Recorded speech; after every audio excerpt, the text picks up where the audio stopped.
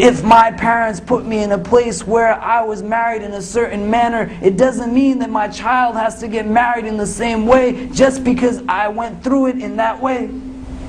If I was allowed to be in a place where I made a determination as to who my spouse would be, this is something that the religion says I'm entitled to do. That in the Sunan of Abu Dawood rahimahullah, we find the hadith, we find the tradition that the Prophet sallallahu ta'ala alayhi wasallam, he is given word of a young woman who is married against her will. And he speaks to this woman and he says that this marriage will be null and void if you don't want it to be taking place. Because you can't get them married without their consent. It is not allowed, it is not allowed. Forced marriage is something that is haram. When we try to understand this, we have to understand the deeper implications of it, because we are seeking to honor the objectives of a culture that should never supersede the objectives of our Sharia. And when we force somebody to get into a relationship that doesn't make sense for them, we are just perpetuating cycles of misunderstanding in households that are not very healthy.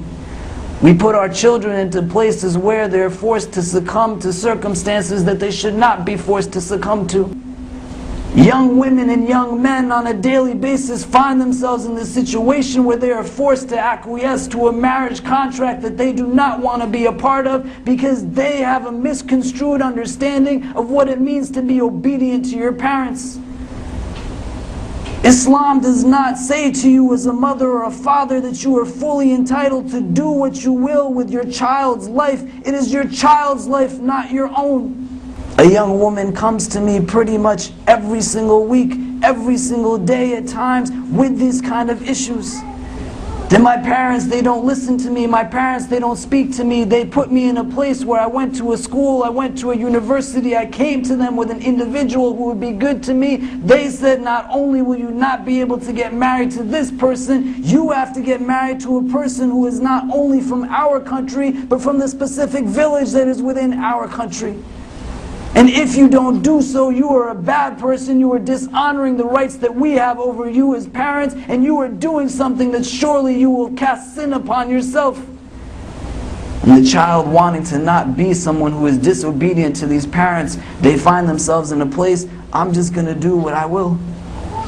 And they find themselves then in a place where they are not connected to the person who they are now sharing a bed with, who they will now be bringing children into the world with, who they look to as a means of support, a means who will be someone who will be there for them when no one else is there for them. They don't even know how to talk to one another. A young woman came to see me recently who was forced into a marriage by her parents who had engaged in domestic abuse. And this young woman, she says that I was forced to be in this relationship for more than years, and every single night that my husband came and approached me in a physically intimate way, I felt as if this man was raping me, because I had no desire to be with him. I did not want to be there sharing that bed with him, and I wished I had said no when I had the opportunity to say no, and I wish they had listened to me every single time I had said no, and had not jumped when in my weakness I had said yes. Don't do that to your children. Don't set them up in that way.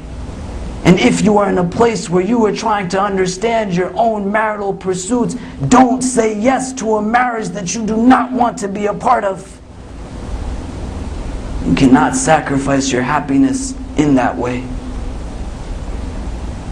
In the hadith, we have a woman by the name of Qayla bin Makhrama. This woman, she narrates hadith that we find in the book of Abu Dawood rahimahullah. And this woman, she has a story that is associated with her, that when her husband passes away, she has several daughters who are not wed. And her husband's brother, he seeks to take seize of these young girls and get them married to people that he thinks they should get married to, not people that they want to marry on their own. And so this woman, Qayla, it is said that she takes her youngest daughter, she is able to grab her and run from the situation, and she goes and seeks out the Prophet ﷺ in Medina. And on her way to Medina, it is said that this man, her brother-in-law, begins to catch up to where she is. When she gets to the outskirts of the city, a struggle ensues, and he takes the child back with him so that he can do with her what he wants to do, get her married against her will. This woman Qayla, it is said that she comes with a delegation into the city of Medina, and she goes into the masjid at the time of the Fajr prayer the next day.